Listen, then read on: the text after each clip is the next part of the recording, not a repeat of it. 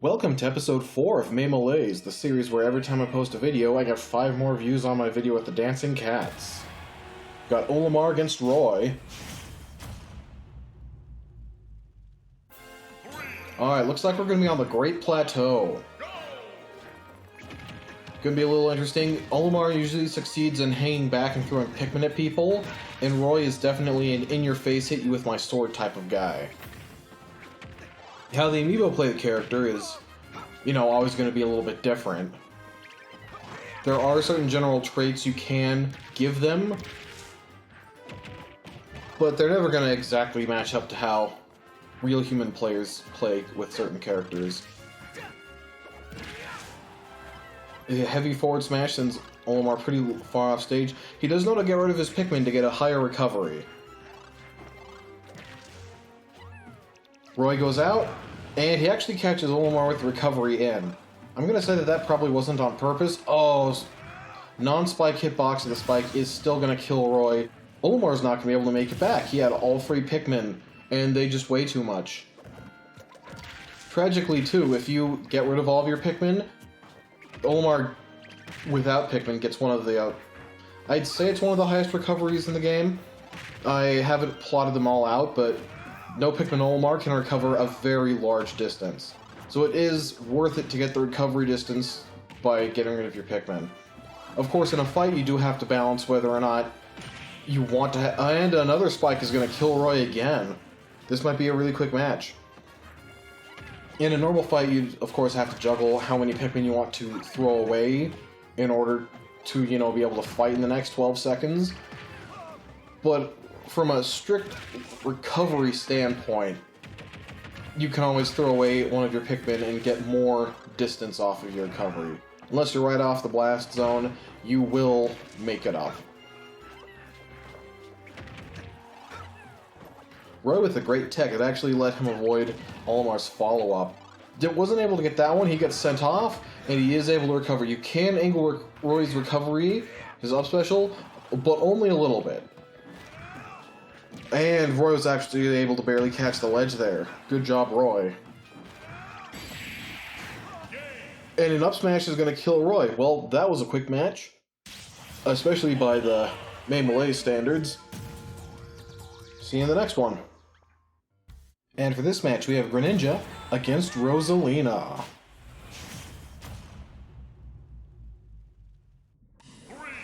Alright, looks like we're going to be on Norfair.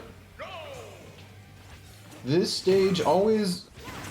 it seems to mess up with the amiibo's recovery AI. They're normally pretty good at getting back to the stage. There's 3 different ledges on each side you can grab.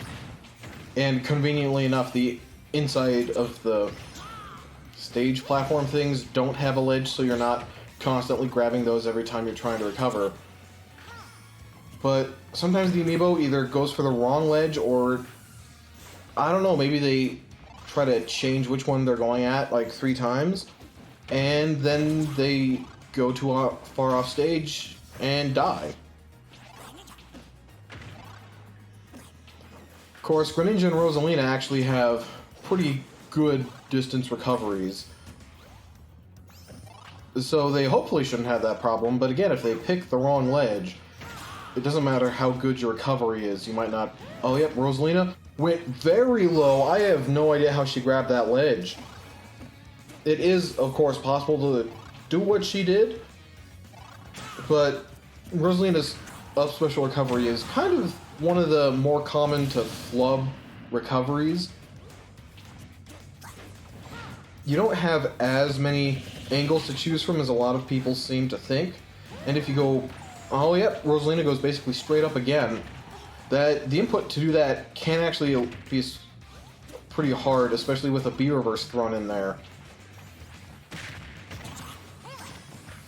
And of course, if you don't do it right, you send yourself completely the wrong way off the stage.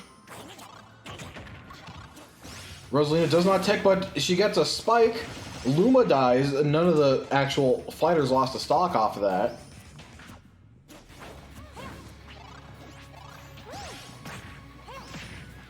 Greninja goes for a really weird combo, and I guess you can see why people don't normally use it. It did not work. And Greninja got stuck hitting Luma. So that is a danger about the whole Luma Rosalina thing, is that whenever you hit somebody, you deal hit stun and you suffer from hit lag. Two terms which are infuriatingly easy to accidentally mix up. Greninja can make that back. But if you hit Luma, then Rosalina's not getting hit by hit stun, but you're still in the hit lag of hitting a valid target, giving Rosalina even more time to, I don't know, charge up a smash attack or something. Up smash not killing even that high up.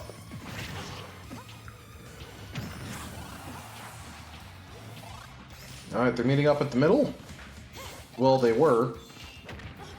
Alright, they're finally fighting again. We have content. Forward smash barely killing Greninja. Rosalina with the second weird dash dance of the match. Going a little bit too low, actually able to grab the ledge. That's some magnet hands for you. Getting Greninja with an up smash from below. Well, Greninja was below. That's still usually not a time when you would use an up smash, though. A lot of up smashes that move in a sort of arc motion do have their first hitbox at the beginning of the arc. For most characters, that's in front of them, but for a couple of them, it'll be behind.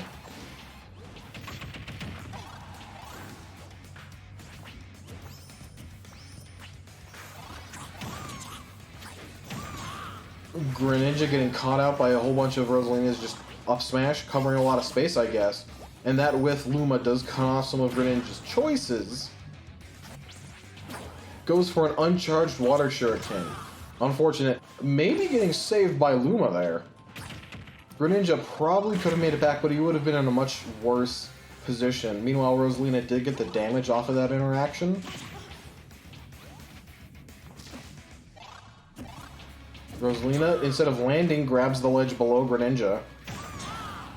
Up smash from a lot lower down, that's not going to kill. Greninja with a very unintuitive edge guard. Dash attack isn't going to kill Rosalina either. And Greninja didn't even bother to swat away Luma, which is bad for Greninja.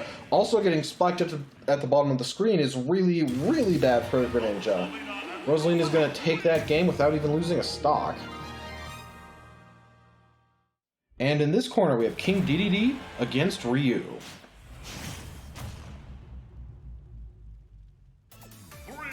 Looks like they're going to be on Fountain of Dreams. Ryu with the first blood, actually dealing 16% with that Tatsumaki kick. It's a little bit more damage than I would have expected, especially for a move that has high kill power. Obviously, those moves normally deal more damage anyway. Oh, Footstool's gonna take Ryu's first stock.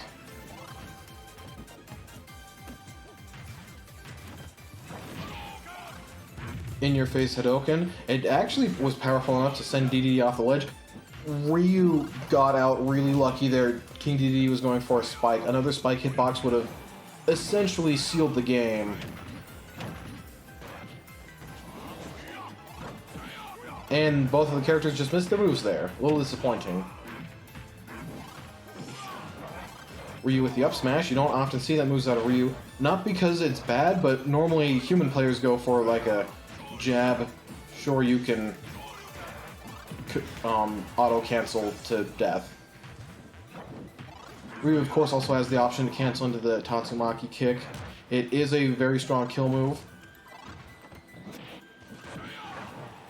Now, Dedede got hit when he was trying to suck up Ryu there. It is something to know. Anybody with an inhale move, which is normally King Dedede and Kirby, oh, and I guess King K. Rool as well, the opponent does get sucked in for a little bit before they get put in what is effectively a grab, where they start spiraling out of control and get sucked in, and like they lose their footing and stuff. So you can think of it as a grab with a wind box in the front of it. It is entirely possible for the opponent to throw out a move, and while they're getting sucked in towards you, get pushed just close enough to hit you with their move. Of course, it does bring up how are they able to hit you through the grab hitbox. It's obviously the moves aren't meant to stuff out every single move in the game, so there's a little bit of a risk in going for it. I guess it's something that makes a lot more sense once you play the character for a little bit.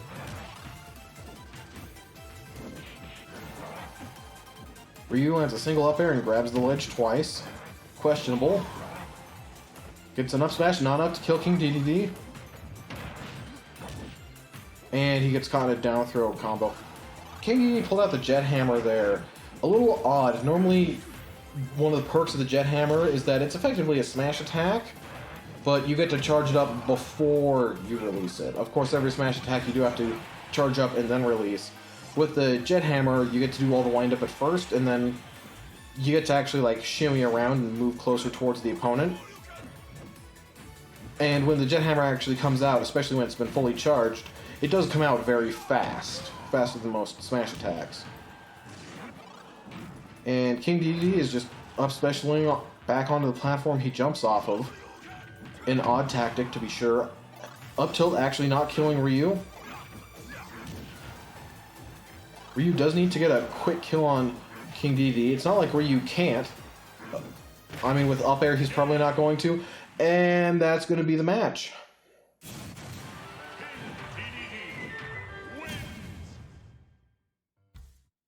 And here we've got Ike against Samus.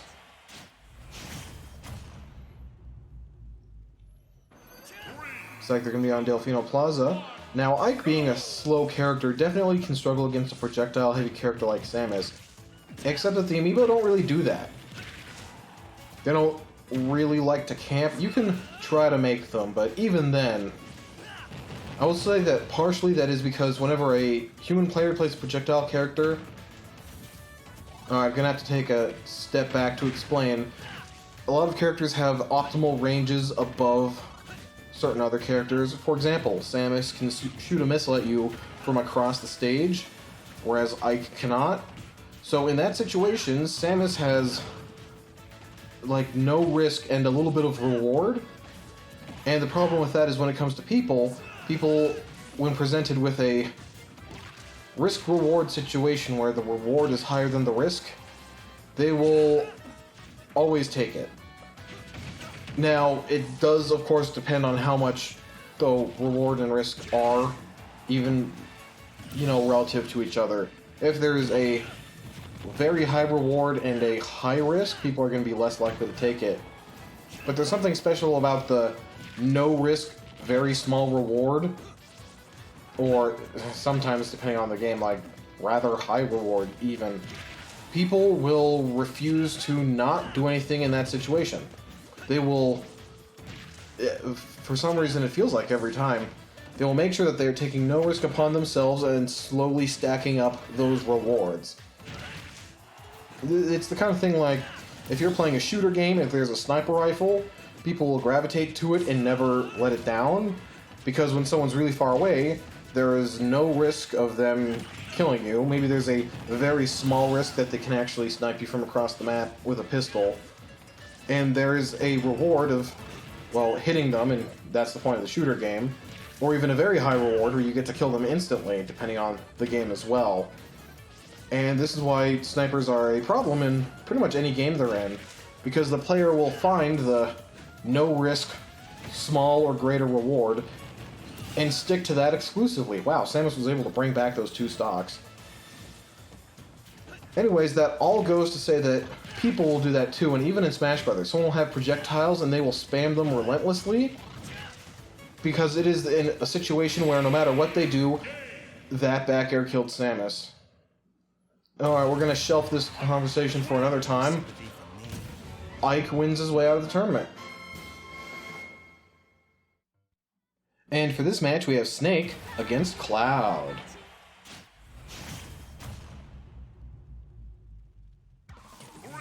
Be on Dracula's Castle. Now, you may have seen on the amiibo screen, Snake is a sword type amiibo and Cloud is a grab type amiibo. That means that Snake's going to be dealing, I believe it's around 30% more damage to Cloud, and Cloud is going to be dealing 30% less damage to Snake. That might also affect the knockback, although I cannot remember off the top of my head whether it affects the knockback in as much as damage is inextricably linked to knockback. Any attack that deals damage has knockback scaled to it. Alright, so anyways, back to the projectile discussion. players will tend to gravitate towards situations where they cannot be punished or receive harm in any situation, and relentlessly go for that. And it's a problem in Smash Bros. Ultimate, specifically because most characters cannot win the game with projectiles alone. Any character that has projectiles, usually in order to kill your opponent, you need to land a smash attack, maybe you have a strong tilt, or maybe like a kill combo, like a down tilt to back air, or something like that. Snake is possibly an exception. If you throw someone off stage, he can hit someone with his Nikita.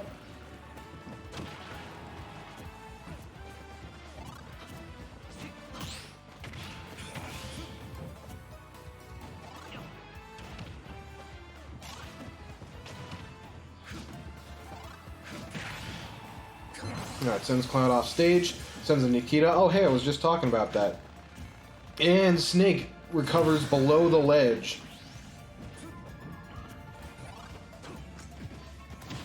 Yeah, I'm sorry, I really can't remember what the conclusion of that discussion was supposed to be.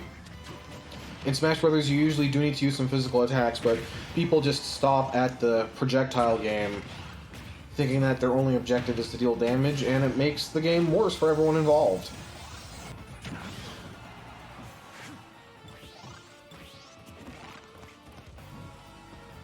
Snake tries to go for the down throw to up tilt.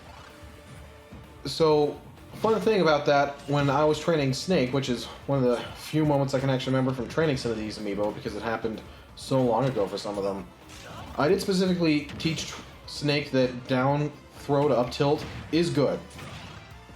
When you down throw people as Snake, you actually get a, depending on what percentage they're at, basically gives you different frame advantage. So the higher percent they're on, the more time you can act before they do. And up tilt is a very strong move. The thing is when I was training the amiibo, Snake didn't seem to realize that down throw to up tilt has a very specific percentage window in which it suddenly starts working. Of course, with any move in the game, there are certainly different percentage windows where certain attacks may or may not work. That's just how the entire game goes. And that can be affected by stuff like weight on the other character as well. But with Snake, it is strictly how much percentage your opponent is at. And that's only to make sure that you can guarantee the... Wow, nobody died off of that. That you can guarantee the up tilt after the down throw. Forward tilt is actually able to kill Cloud. So anyways, moral of the story, Snake would always do it too early. Even though normally you can't teach amiibo specific combos like that. It must be that the amiibo AI for Snake has that in there, but does not recognize that. And over here we have Richter against Pac-man.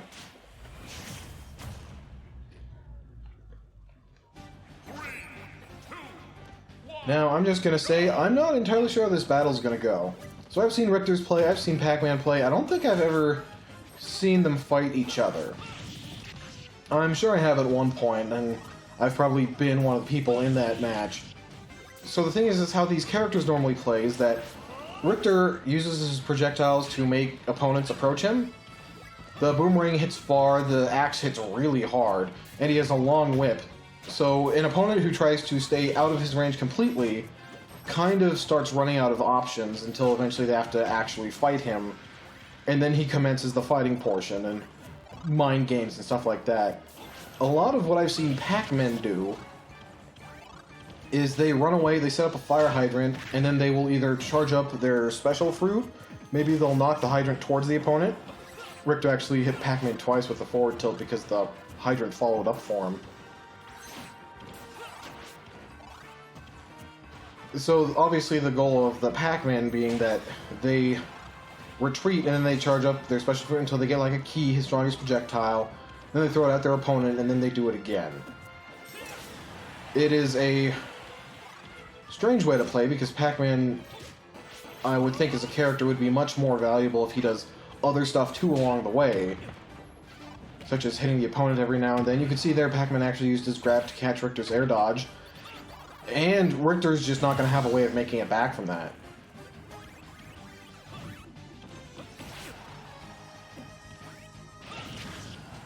Up special hits Pac-Man really high up. Something you need to know about the move, though, is that it does have a very wide angle where you can DI, which is Basically how you can affect what angle you're sent at whenever you're hit by a move.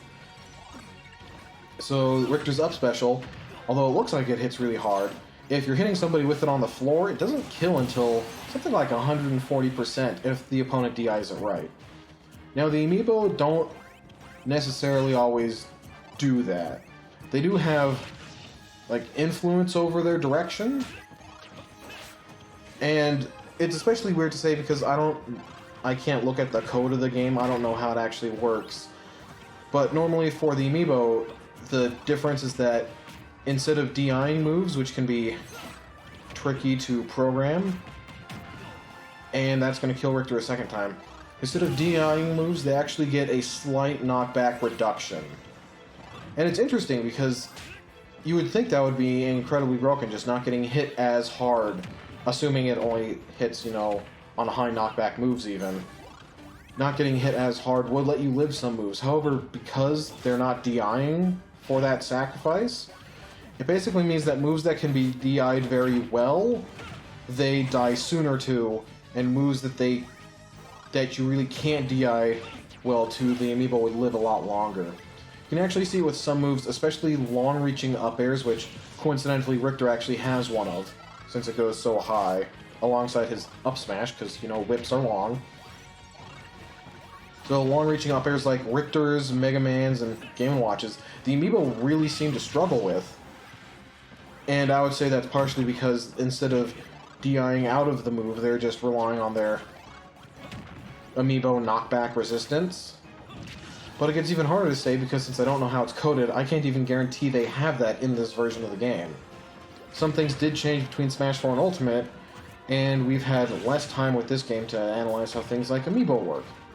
And since spending hours figuring out how the amiibo works is less likely to make you $10,000 than spending 48 hours in the practice room trying to get a single combo, a lot fewer people have looked into that sort of thing. And of course you would need certain tools to actually look at the game's code, which is something that exists, although it's probably something I'll never do. Anyways, Pac-Man wins that game. And for this match, we have R.O.B, US, against Marth.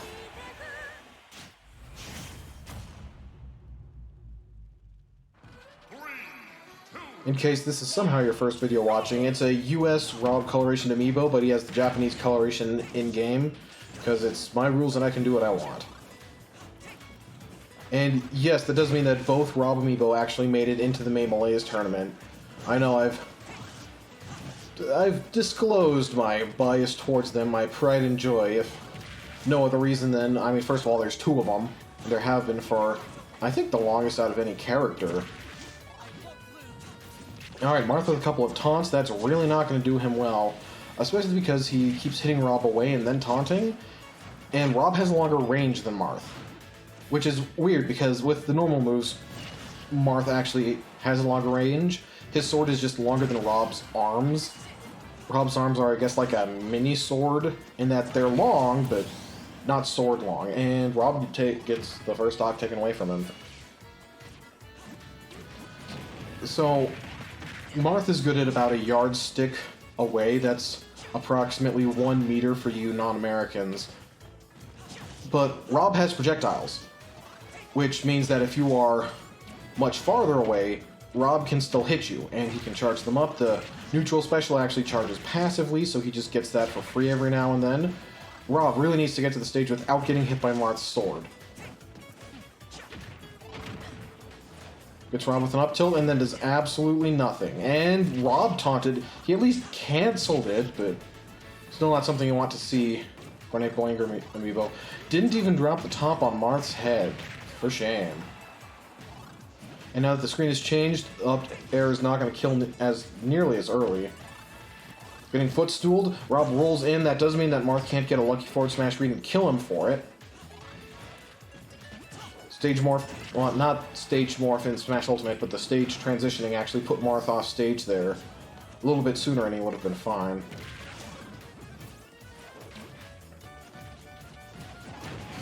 Up smash on the top platform is going to kill Marth at he was at a pretty high percent. R.O.B trying to hit the falling up air into something. That is something the amiibo really seems to like to do. And a charged forward smash is going to kill R.O.B.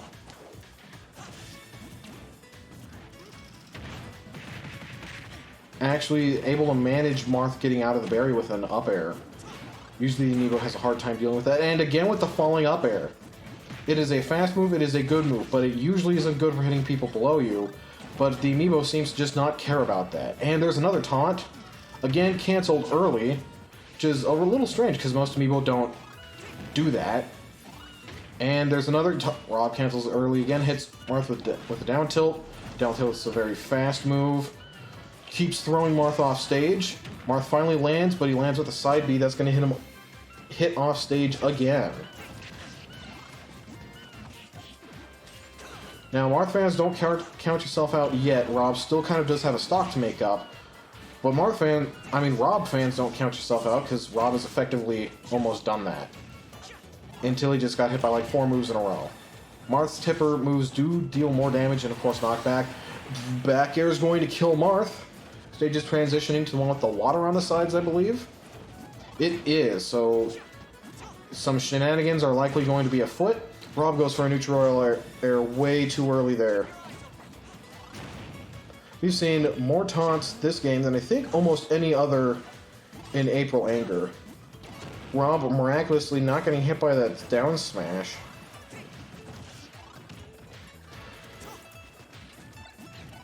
Marth successfully picks up the top. That is something that can actually be difficult if you don't know all the different ways you can pick up objects in Smash Ultimate. There are some tricks that make it easier. This transition also has water. You can still get spiked through water, and both of these characters do have a spike. Marth's is pretty hard to hit, though. I mean, R.O.B.'s is delayed, but it's strong, so when you do hit it, you really notice it. Get themselves out of the gulch. Back onto the platforms. R.O.B goes for an up smash. I can't tell you why. Up air not able to kill R.O.B at that percent. Marth is almost auto-healed completely. Forward air barely not killing R.O.B again. R.O.B is a pretty heavy character. But if he gets hit by one of these tippers, it might be the end. Well, it'll probably be the end, depending on what move. Even then, that trade almost did R.O.B in. Grabbing the ledge. R.O.B is cheating death for like 30 seconds now, but it's not something you can do forever. Trades Marth with a down air. Up throw is going to kill R.O.B. You didn't even get the special flash zoom in. Actually, because you win Marth, you live to not have to fight again. And for the last match of this video, we have Mii Gunner against Lucario.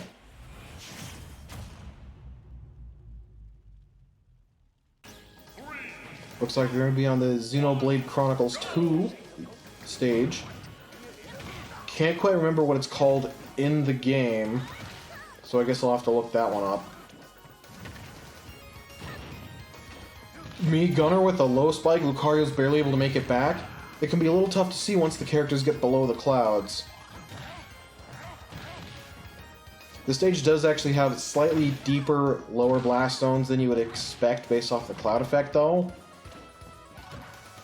It's kind of like the old days in Smash Bros. Melee, where there was water on all the stages, but they hadn't programmed water into the game yet.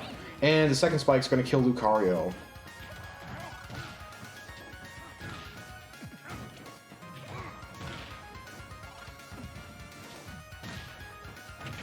Lucario doing a great job of hitting Mii Gunner once he lost his first stock. Kind of counterintuitive to how the character is supposed to work. Mii Gunner able to up special recover around the horn there.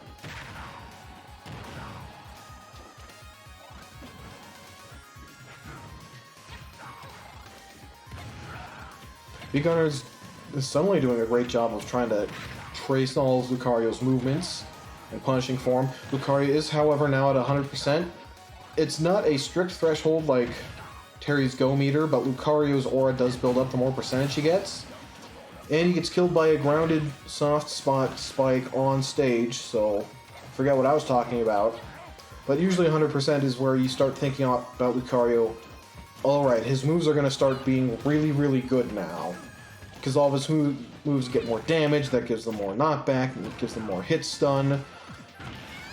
Lucario definitely being a more snowball-y character. Of course, he has struggled a little bit in Ultimate, especially with how many DLC characters we've gotten, which is more than Smash 4, which only had 5 or 6, I think. Smash Ultimate had 12, and the thing is with DLC characters is that they're always just a little bit better than the rest of the characters, partially because of how the player base seems to feel about buying characters separately, that they only want to buy them if they're going to be like really good, which is weird, but it's what people do. And that's Mii Gunner's first stock taken.